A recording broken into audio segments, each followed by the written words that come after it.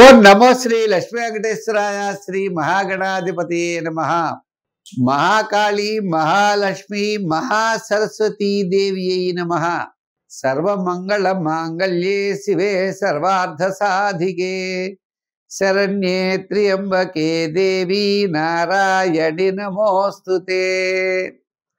అందరికీ కూడా విజయదశమి శుభాకాంక్షలు తెలియజేస్తూ ఈ శరన్నవరాత్రులు అమ్మవారి యొక్క ఆరాధన విశేషమైనటువంటి ఫలితాన్ని ఇస్తుంది.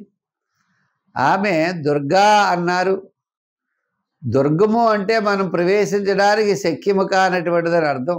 దుర్గము అనేది కోటలను అనేవారు. దుర్గా అంటే కోటలని అర్థం. పూర్వం మహారాజులు వారు కోట నిర్మించుకుని ఉండేవారు. దాంట్లో దుర్గాయై నమః అంటే అంత శక్తివంతురాలు ఆమె. అంటే మన యొక్క కష్టాలన్నీ కూడా తొలగించేటువంటి ఆవిడ, ఆపదలను తొలగించే ఆమె.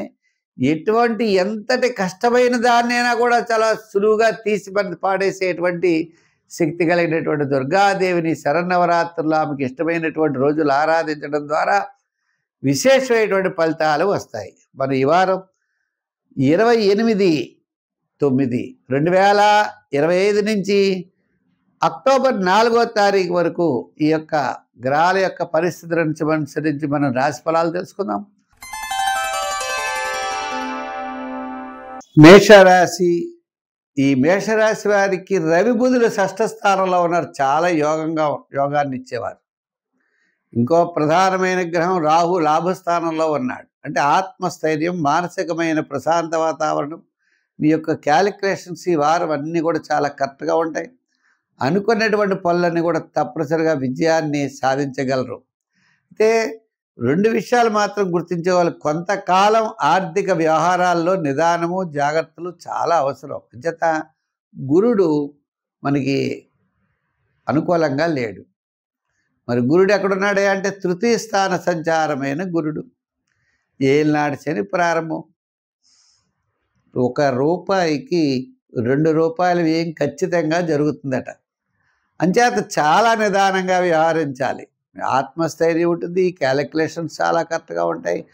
అంతటా కూడా మనకి అనుకూలమైనటువంటి వాతావరణం కనపడుతుంది.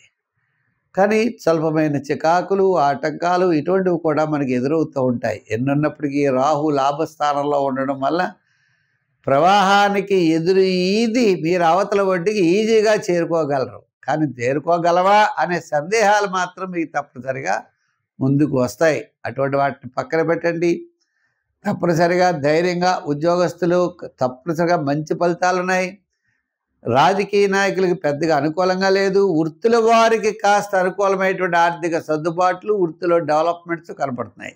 వ్యాపారాత్మకంగా మనం చూసినట్లయితే షేర్సు, ఐటీ రంగం, రియల్ ఎస్టేటు, అలాగనే మీకు ఎలక్ట్రానిక్స్ వారికి, చిన్న చిన్న చేతులు వృత్తి వారి కార్మికులకి, జనరల్ కిరాణా, మెడికల్, ఫ్యాన్సీ వారికి, లోహ యంత్ర వాహన వారికి వారి ప్రారంభం అంతా కూడా చాలా ప్రోత్సాహకరంగా ఉన్నది.